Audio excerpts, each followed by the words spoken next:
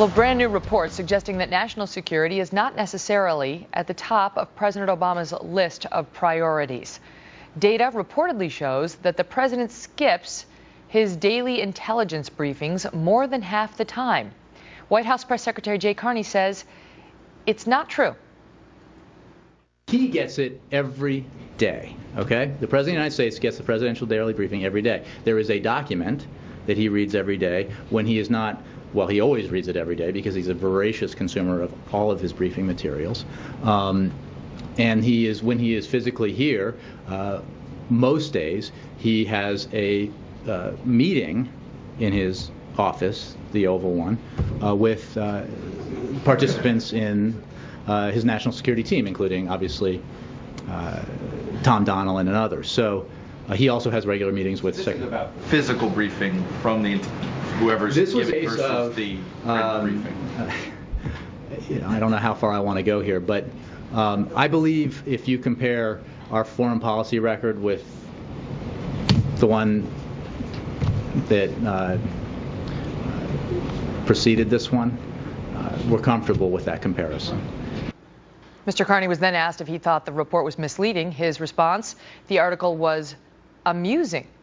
Joining us now, the man who wrote that report, and he may be familiar to you, Mark Thiessen, a fellow with the American Enterprise Institute and a former speechwriter for President George W. Bush. He's also author of Courting Disaster, How the CIA Kept America Safe and How Barack Obama is Inviting the Next Attack. Mark, so you work for this conservative group, and you wrote an article about how often the president actually sits for his presidential daily brief. There's a piece of paper, there's a written report our presidents get, but there is also an in-face meeting that they normally have. And before we get to the attack on your conclusions, just tell us what you found. Well, yes. Well, the Obama administration actually has been actively promoting how brilliantly President Obama runs this daily meeting. They released a photo of him taking the briefing on an iPad, and they promoted stories of him, how he runs this much better than his predecessor did. So I thought I'd dig into it a little bit.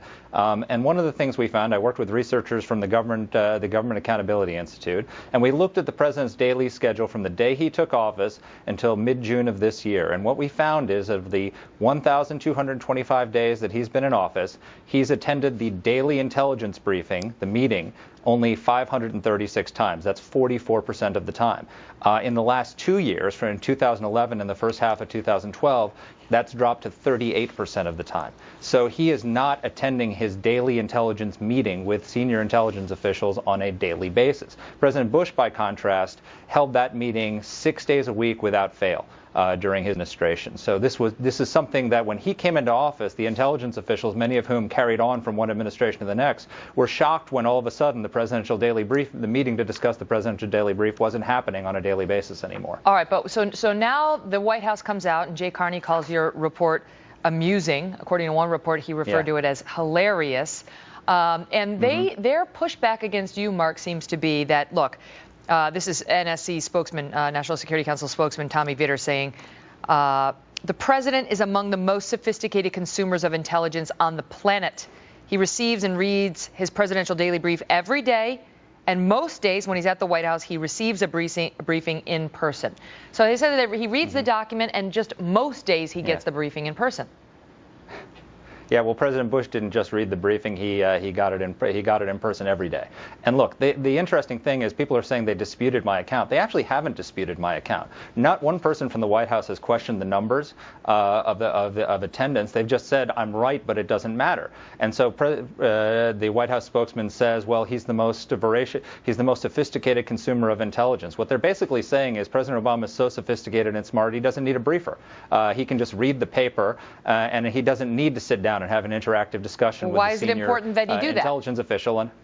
Well, because that's when you get to ask questions, when you get to probe assumptions, when you can raise issues that might come up with it. And President Bush thought it was important to do that on a daily basis. I know any parent out there, if you found out that your child was skipping school more than half the time, but he said, but I'm doing my reading, that wouldn't fly. Well, it shouldn't fly for the commander-in-chief either.